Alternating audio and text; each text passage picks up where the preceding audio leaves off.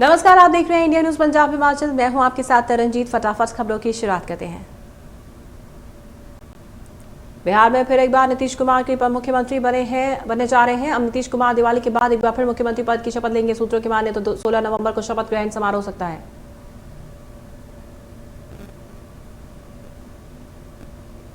नीतीश कुमार इस बार 7वीं बार बिहार के मुख्यमंत्री के रूप में शपथ लेंगे। सबसे पहले साल 2000 में वो मुख्यमंत्री बने थे और तब से अब तक अलग अलग मौकों पर शपथ ले चुके हैं।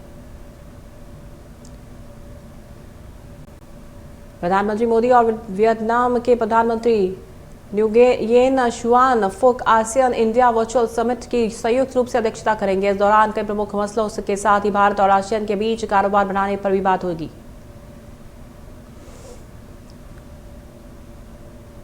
दक्षिण पूर्व एशियाई देशों के आर्थिक, राजनीतिक, सुरक्षा, सामाजिक विषयों पर चर्चा के लिए हर 2 साल पर आसियान देशों का सम्मेलन होता है। आसियान का 47वां सम्मेलन इस बार वर्चुअल तरीके से 12 से 15 नवंबर तक होगा।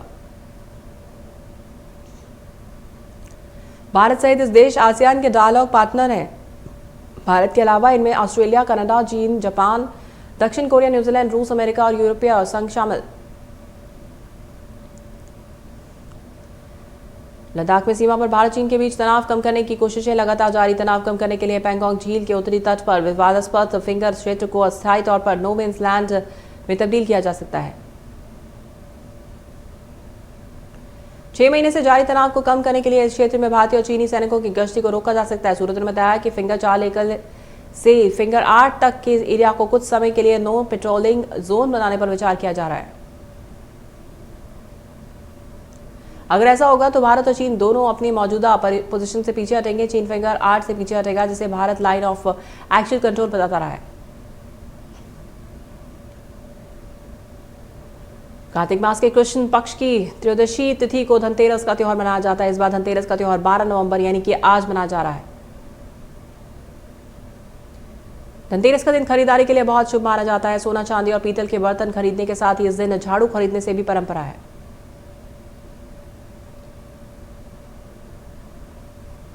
बॉलीवुड में फैले ड्रग रिंग की जांच कर रहे नार्कोटिक्स कंट्रोल ब्यूरो ने फिल्म अभिनेता अर्जुन रामपाल की गर्लफ्रेंड गैब्रिएला से 6 घंटे पूछताछ की। गैब्रिएला के घर पर सर्च के दौरान प्रतिबंधित दवाइयां मिली थी। इसके बाद एनसीबी ने गैब्रिएला और अर्जुन रामपाल को अलग अलग दिन समन जारी किया। गैब्रिएला ने बताया कि इन दवाओं को पेन किलर्स के तौर पर डॉक्टर के प्रिस्क्रिप्शन के बेसिस पर ले रही थी। हालांकि उनके पास डॉक्टर का कोई प्रिस्क्रिप्शन मौजूद नहीं। पूरी दुनिया में कोरोना के आंकड़े 5 करोड़ के पार। अब तक 12 लाख से ज्यादा मरीजों ने गंवाई जान। पूरी दुनिया में 1 करोड़ 44 लाख के पार कोरोना केस एक्टिव।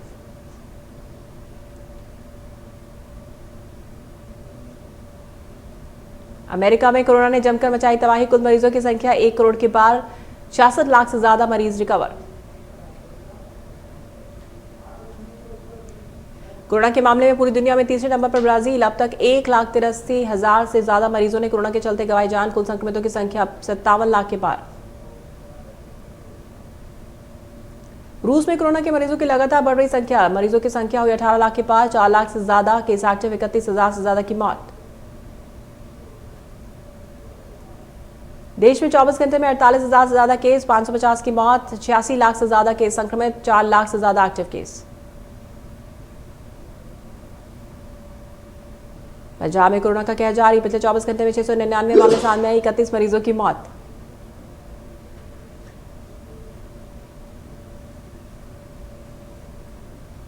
पंजाब में संक्रमितों की संख्या 1 लाख के पार। 1,29,000 से ज्यादा मरीजों ने कोरोना को मात दी। प्रदेश में कोरोना के 5,000 से ज्यादा केस एक्टिव।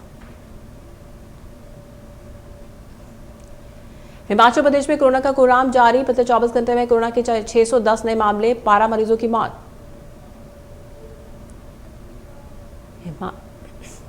हिमाचल में संक्रमितों की संख्या 27,000 से ज्यादा। 21,000 से ज्यादा मरीजों ने कोरोना को मात दी। प्रदेश में 5,000 से ज्यादा एक्टिव केस।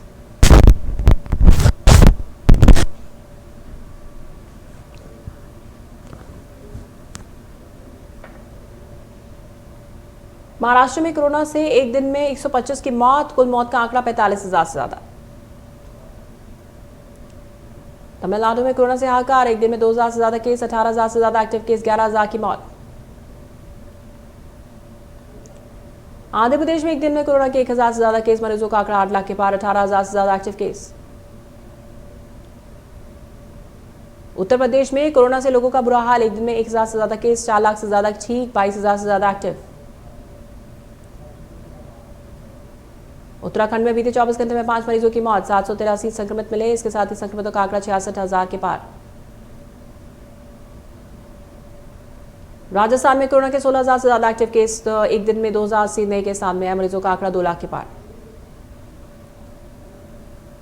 दिल्ली में लगातार बढ़ रहा कोरोना संक्रमण, 24 घंटे में 8,000 से ज्यादा केस, 85 की मौत, 42,000 से ज्यादा एक्टिव केस।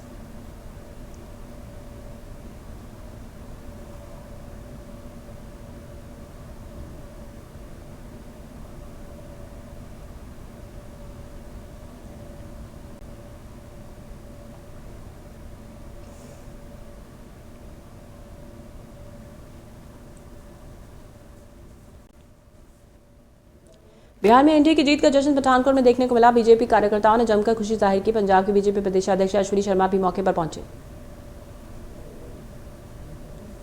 अश्विनी शर्मा ने जीत को लेकर कहा, एनडीए की बिहार में जीत पीएम मोदी की विकासशील नीतियों का परिणाम। कार्यकर्ताओं का कहना कि जब से मोदी पीएम बने हैं, देश के लिए, किसानों के लिए, मजदूरों के लिए और पिछड़े वर्गों के लिए बहुत सारे काम किए। बिहार के लोगों ने सरकार बनाकर यह सिद्ध किया कि बिहार के लोगों ने नरेंद्र मोदी को पसंद किया। आने वाले दिनों में पंजाब पर भी इसका परिणाम देखने को मिलेगा।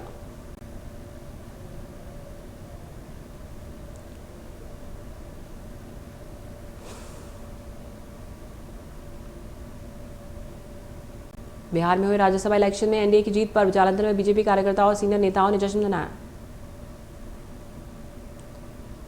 जालंधर के बीजेपी दफ्तर में एकत्र होकर बीजेपी के कार्यकर्ताओं ने एक दूसरे का मुंह मीठा कराते हुए ऐतिहासिक जीत बनाई।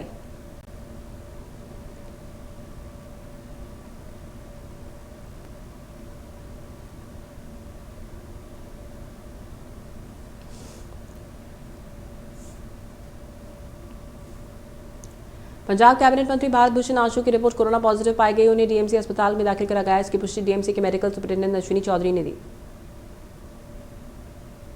आशु की पत्नी पार्षद ममता आशु मास्क उतारकर निगम हाउस मीटिंग में संबोधित करती रही, जो कि कोरोना गाइडलाइंस का उल्लंघन है। इस मीटिंग में शहर के अधिकतर पार्षद और अफसर आए थे, इससे कोरोना संक्रमण बढ़ने का खतरा। प्रधानमंत्री मुख्यमंत्री बार बार कोरोना नियमों के पालन की अपील कर रहे हैं, बावजूद इसके लुधियाना नगर निगम के जनरल हाउस की बैठक में जिम्मेदारों का गैर जिम्मेदाराना रवैया देखने को मिला। पंजाब में कोरोना का कहर बरकरार, सरकारी सीनियर सेकेंडरी स्कूल जैतो में 3 अध्यापकों की कोरोना रिपोर्ट पॉजिटिव। इसके बाद से एहतियात के तौर पर जैतो स्कूल के 7 दिनों के लिए बंद कर दिया गया है। मानसा के कस्बा बुढ़लारक में रेल धरने में जान गंवाने वाली 80 साल की तेज कौर के परिवार में सरकारी मुआवजे को मांग को लेकर विवाद बढ़ता जा रहा है। जहां एक तरफ उनकी बेटी और पोती मुआवजे की राशि में गड़बड़ी होने की बात कह रहे हैं, वहीं उनके बेटे का कहना है कि वे उस पैसे से मां की याद में स्मृति स्थापित करेंगे। उनकी बेटी ने सरकार से उसे सरकारी नौकरी देने की गुहार लगाई। तेज कौर के पुत्र बाबू सिंह ने अपनी बहनों की ओर से लगाए आरोपों को नकारते हुए कहा कि कोई मामला नहीं है और बंटवारा पहले ही हो चुका है।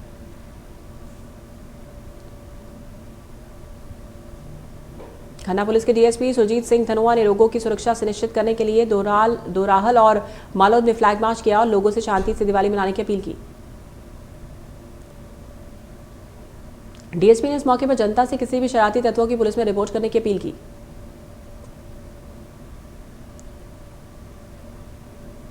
लुधियाना को भिखारियों से मुक्त करने के लिए पुलिस ने कार्रवाई शुरू की। इसके तहत शहर के प्रमुख चौराहों और चौकों से हटाने के लिए पुलिस ने पहले ही नोटिस जारी किए, जिन्हें अब हटाया जाने लगा है। पुलिस कमिश्नर राकेश कुमार अग्रवाल के अनुसार लुधियाना पंजाब की मेट्रोपॉलिटन सिटी है, जहां से भिखारियों को हटाने के लिए उन्हें 15 दिन का नोटिस जारी किया गया था और उन्हें या तो काम दिया जाएगा या पर संबंधित जगह पर भेजा जाएगा।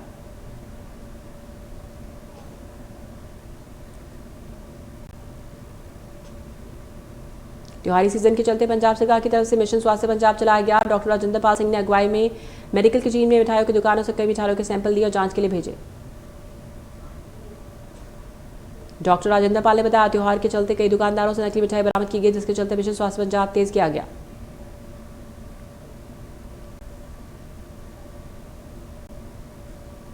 जालंधर के एक अस्पताल में शख्स की मौत हुई। मृतक के परिजनों ने शख्स की मौत के लिए डॉक्टर को जिम्मेदार ठहराया। परिवार वालों ने डॉक्टरों की लापरवाही के खिलाफ जमकर रोष किया। सूचना मिलने के बाद पुलिस ने जांच में शुरू की।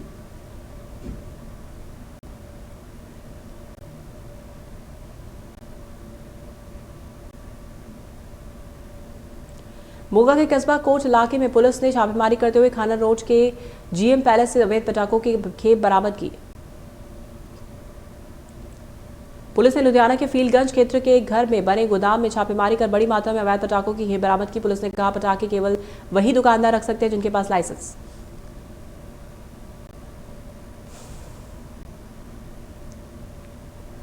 एसीपी वरियाम सिंह ने बताया पटाखों की कीमत करीब 50 लाख रुपए और सारा माल बरामद कर लिया गया। हालांकि दुकानदार के खिलाफ मामला दर्ज कर जांच शुरू की गई।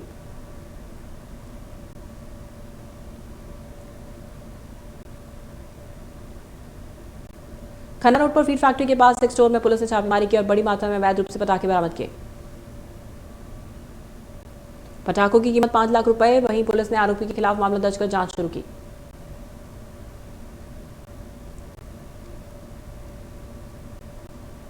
बठिंडा की सरहद नगर से अज्ञात शव बरामद किया गया, जिसे सहारा जनसेवा की मदद से बाहर निकाला गया। शव की सूचना मिलते ही पुलिस मौके पर पहुंची। शव को कब्जे में लेकर पोस्टमार्टम के लिए अस्पताल भेजा। फिलहाल पुलिस ने मामला दर्ज कर लिया है।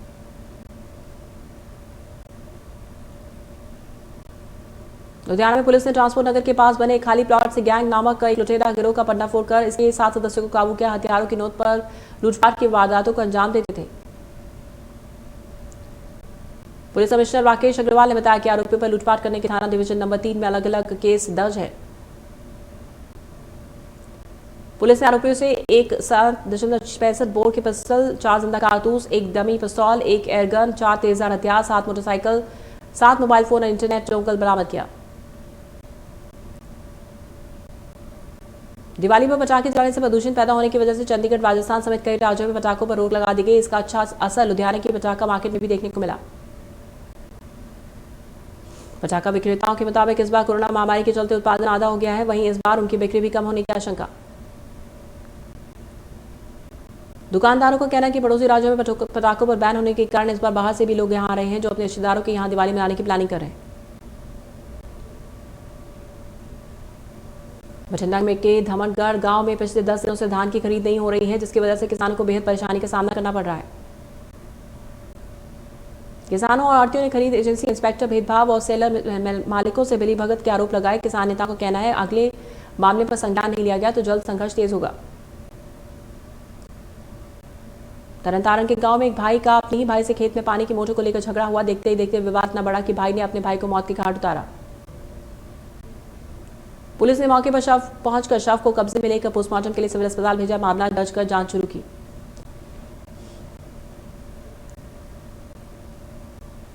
हिमाचल प्रदेश में कोरोना संक्रमण का कहर लगातार बढ़ रहा है, जिस पर कांग्रेस प्रदेश अध्यक्ष कुलदीप राठौर ने शिमला में एक प्रेस कॉन्फ्रेंस के दौरान प्रदेश सरकार पर हमला बोला। उन्होंने कहा कि कोरोना के बढ़ते संक्रमण में कई लोग ऐसे हुए जिन्होंने टेस्ट नहीं कराए। साथ ही उनका कहना है कि अस्पतालों में रोगियों को रखने की जगह तक नहीं बची है। जयराम सरकार पर तीखा हमला करते हुए कुलदीप राठौर ने कहा कि मुख्यमंत्री जयराम ठाकुर मोदी सरकार के फरमान को बिना सोचे समझे लागू करने में लगे। उन्होंने कहा कि सरकार ने बिना इंतजामों के स्कूल खोल दिए, जिसका परिणाम यह हुआ कि शिक्षक और छात्र पॉजिटिव आने लगे। तब जाकर प्रदेश सरकार ने स्कूलों को बंद करने का फैसला लिया। हिमाचल में अटल टनल रोहतांग को लेकर सियासी घमासान थमने का नाम नहीं ले रहा है। पार्टी अध्यक्ष सोनिया गांधी की शिलान्यास पट्टिका हटाने को लेकर कांग्रेस का कुल्लू और लाहौल जिले में 13 नवंबर तक सांकेतिक धरना प्रदर्शन जारी। इसी के चलते कुल्लू के ढालपुर मुख्यालय के कांग्रेस नेताओं ने पार्टी कार्यालय के लेकर उपायुक्त कार्यालय पर रोष रैली निकाली।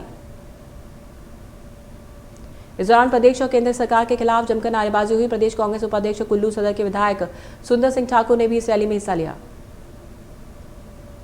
इसी बीच युवा कांग्रेस के कार्यकर्ताओं ने प्रदेश सरकार के विरोध में जमकर नारेबाजी की और प्रदेश सरकार को तानाशाह करार दिया। युवा कांग्रेस के अध्यक्ष वीर सिंह ने युवा कार्यकर्ताओं को संबोधित करते हुए कहा कि इस तरह से शिलान्यास पट्टिका को हटाना और उसे बिराओं के गोदाम में रखना बिल्कुल सही नहीं।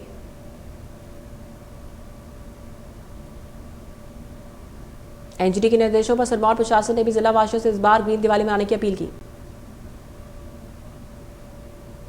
इस बार गोमयी ज्योति नाम से बाजार में उतारे गए गोबर के दियों को जलाकर दिवाली रोशन करने की appeal. DC Sirmaur doctor R के परूथी ने कहा कि एनजीटी के निर्देशों के मुताबिक जहां पर एयर पॉल्यूशन की समस्या है वहां पर पटाखों के चलाने पर प्रतिबंध लगाया गया। इस डीसी ने कहा कि जिला के कालाअंब और पौंटा साहब औद्योगिक क्षेत्रों में हालांकि पिछले 1 साल से हवा की गुणवत्ता में सुधार हुआ, लेकिन फिर भी इस मामले में सचेत रहने की जरूरत। रामपुर में महिलाओं को सशक्त और आत्मनिर्भर बनाने की दिशा में NRLM के तहत तेजी से कोशिश की जा रही है। कड़ी में आनी के नरखंड मुख्यालय में स्वयं सहायता समूह से जुड़ी महिलाओं ने हिमइरा प्रदर्शनी लगाई। प्रदर्शनी का उद्घाटन आनी के विधायक किशोरी लाल ने किया।